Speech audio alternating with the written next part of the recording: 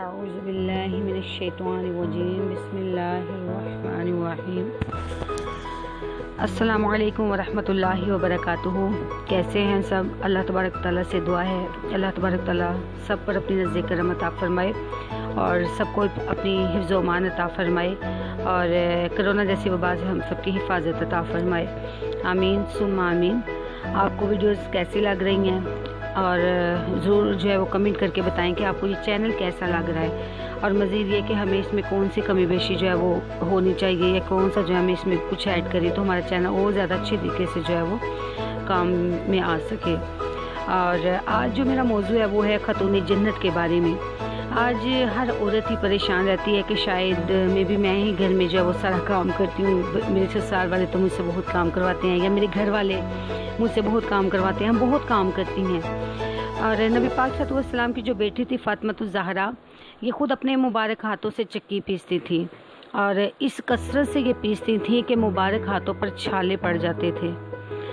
یعنی کہ فاطمہ الزہرا نبی پاک صلی اللہ علیہ وسلم کی بیٹی، کائنات عالم کی بیٹی تھی وہ، لیکن وہ اپنے ہاتھوں سے جو ہے وہ ہر کام کیا کرتی تھی۔ یہ خود پانی بھی بھرتی تھی اور گھر میں جھاڑو بھی جو ہے وہ دیتی تھی، روٹی بھی خود پکاتی تھی، یہاں تک کہ چولہے کے پاس بیٹھے بیٹھے فاطمہ الزہرا کا جو دماغ ہے وہ چکرا جاتا تھا اور آنکھ پھونکتے چہرہ ایک دم سرخ ہو جاتا تھا۔ ادھر گھر کا تمام کام کاج ہوتا تھا، ادھر چھوٹے بچے جن کی دیکھ بھال اور پرورش، غریبی اور ناداری اتنی کہ فاقوں پر فاقے رہتے تھے۔ ایک دفعہ نبی پاک صلی اللہ علیہ وسلم نے لوگوں میں لونڈیاں اور غلام تقسیم کیے تو خاتون جنت بھی دربار رسالت میں حاضر ہوئی اور ایک غلام کی درخواست پیش کی۔ اس پر نبی پاک صلی اللہ علیہ وسلم نے فرمایا، بیٹی میں تجھے غلام سے بہتر چیز سکھاتا ہوں کہ جب تو سونے لگے تو 33 بار سبحان اللہ پڑھ لیا کر، 33 بار الحمدللہ اور 34 بار اللہ اکبر پڑھ لیا کرو۔ یہ پڑھنا تمہارا جو ہے وہ ایک غلام سے بھی بہتر ہے۔ ایک روایت میں آتا ہے کہ ایک دن سیدہ فاطمہ الزہرا کو چکی چلاتے چلاتے نماز عصر کا وقت ہو گیا تو آپ نے چکی چھوڑ دی اور نماز کے لیے کھڑی ہو گئی۔ در اثنا حضرت سلمان فارسی علیہ السلام جو ہے وہ حاضر ہوئے تو حضرت شیر خدا نے دروازہ کھول کر اندر بلا لیا اور حضرت سلمان فارسی جو ہیں وہ فرماتے ہیں کہ میں نے دیکھا کہ بنت رسول نماز پڑھ رہی تھی اور ان کی چکی خود بخود آٹا پیس رہی تھی۔ سبحان اللہ، بیان کیا شان ہو بنت نبی کی تجھ سے اے صائم، کہ چکی پیستے حورو ملک رضوان زہرا کی۔ سبحان اللہ۔ حضور سید دو عالم صلی اللہ علیہ وسلم کے وصال کے بعد سیدہ فاطمہ الزہرا تشریف لائیں تو آپ کو نبی پاک صلی اللہ علیہ وسلم کی ناقہ عصبہ جو آپ کو خیبر کی فتح میں حاصل ہوئی تھی وہ ملی۔ جب اس کی نظر سیدہ فاطمہ الزہرا پر پڑی تو اس نے کہا، اے بنت رسول، اگر آپ کو اپنے والد گرامی سے کوئی کام ہو تو مجھے ارشاد فرمائیے، میں آج انہی کے پاس جانے والی ہوں۔ جناب سیدہ نے والد محترم کا ذکر اونٹنی کے زبان سے سنا تو آپ کا دل بھر آیا، آنکھوں سے آنسو جاری ہو گئے اور ناکا کا سر یعنی اونٹنی کا سر اپنی گود میں لے لیا۔ فبقت فاطمہ تو بس فاطمہ رونے لگی۔ ایک دوسری روایت میں آتا ہے کہ سیدہ نے اس ناقہ کو اپنی گود میں لے کر پیار کرتے ہوئے فرمانے لگی، اے میرے ابا جان کی یادگار، تو مجھے چھوڑ کر جا رہی ہے، جب تو میرے ابا جان کے پاس پہنچے تو میرا سلام کہنا اور عرض کرنا، یا رسول اللہ صلی اللہ علیہ وسلم، آپ کی زیارت کا شوق مجھ پر غالب آ چکا ہے، دعا کریں کہ میں آپ تک جلد از جلد پہنچ جاؤں۔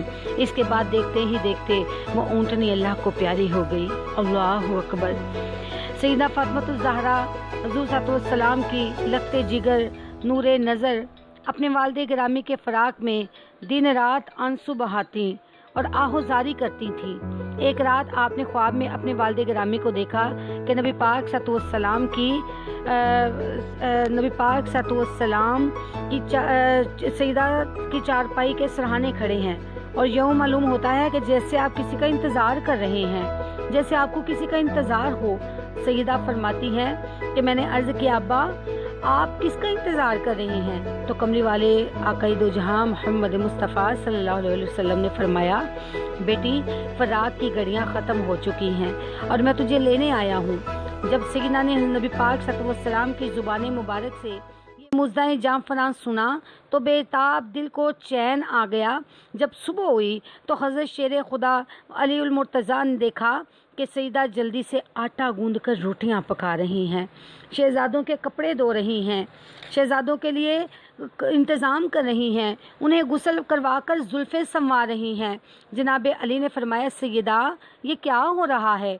इस पर सैयदा ने अपने आका को ख्वाब वाला सारा किस्सा सुनाया और अर्ज़ किया, आका अब मुझे यकीन हो गया है कि मैं आपके पास थोड़ी देर के लिए हूँ।